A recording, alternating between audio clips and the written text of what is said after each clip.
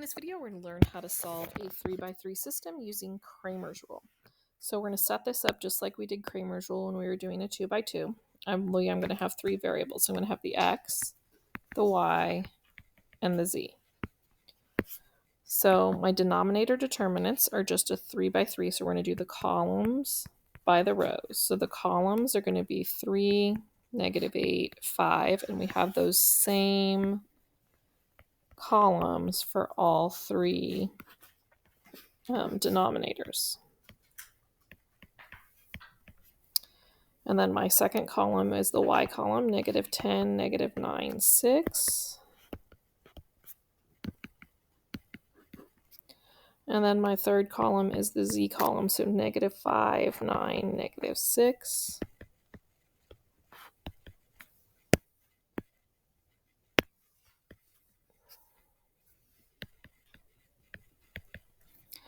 All right, so before I go and I set up my numerators, I'm going to calculate my denominator just in case it turns out to be 0. You may even want to calculate your denominator off to the side. It's up to you. So we've got 3, -8, 5. Remember, we recopy the first two columns, -10, -9, 6. Then I'm going to multiply my diagonals. I'm going to kind of write really tiny. So when I multiply this up diagonal, I get 225. So the first number in my numerator, remember we keep it when we're multiplying up, we keep the sign. This second diagonal, when I multiply those together, I get 162. Again, keep the sign. When I multiply this third diagonal up, I'm going to get -480. And again, keep the sign.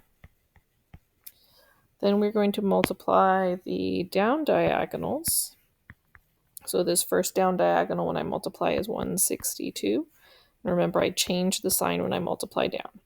Then this second down diagonal is -450. So I'm going to change that to +450 because I changed the sign going down. And I am going to multiply the third diagonal, and I end up with -240. So I changed that sign, and I just realized that I wrote this in the wrong place. It should be a denominator, not a numerator.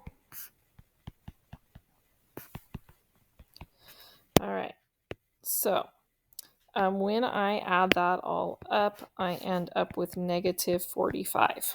So now that I've got that, I know that that is the denominator for all of them. So I don't need to do that calculation again on any of the other denominators. The next thing I'm going to do is I'm going to replace the column I'm solving for. So in this first one, I'm solving for x, so my opposite two columns get shoved upstairs. So -10, -9, 6, -5, 9, -6. For this one here, I'm solving for y, so I'm going to shove the opposite, the x and the z, upstairs. So 3, -8, 5 gets put upstairs, -5, 9, and -6 gets put upstairs. When I'm solving for z, I'm going to move the x and the y upstairs. So 3, -8, 5 gets moved upstairs, and -10, -9, 6 gets moved upstairs. Then what we're going to do is we're going to put the answer column in for the variable that we're replacing. So 7, -2, 1 is going to go into all of those places where we were replacing a column. Now we're just going to do the process again a couple more times. So I'm going to recopy the first two columns. So 7, -2, 1, -10, -9, 6. And then we're going to multiply. So I multiply up this diagonal and I end up with 45. So I would have, again, when I multiply up, I keep the sign. Multiply up this diagonal, I end up with 378. Again, keep the sign. Multiply up this diagonal, and I end up with -120. Keep the sign. Now we're going to multiply down. I know this is going to get kind of squishy because I've got a lot of numbers running around in here. So when I multiply down that diagonal, I get -378, which is, no, I get positive, sorry. And then I swap the sign, so it gives me -378. I multiply down this diagonal, and I end up with -90. So again, swap the sign. change the sign, multiply down this diagonal, I get 60, and again, change the sign, it becomes negative. When I add that across the top, I end up with negative 45, so my x value is actually 1. All right, we're going to try again. We're going to do the y value now. So again, I'm going to recopy my first two columns. So 3, negative 8, 5, and 7, negative 2, 1. I'm going to multiply the up diagonal. So the first up diagonal, I get 50. The second up diagonal, I get 27. And the third up diagonal, I get 336. Again, I keep all of those signs.